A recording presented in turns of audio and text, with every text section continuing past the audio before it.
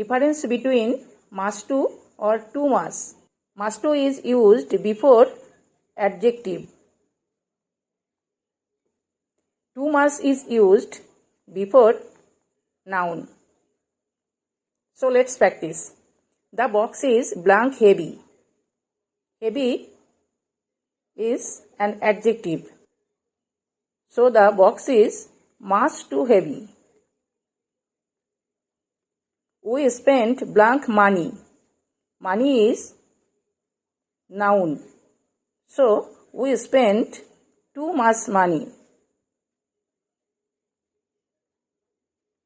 He is blank intelligent. Blank honesty. Honesty is noun. So intelligent is an adjective. So he is much too much honesty. The place is blank hot. Hot is an adjective. So the place is much too hot.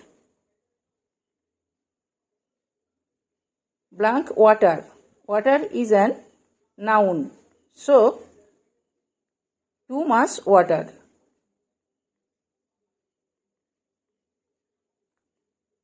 Blank fun.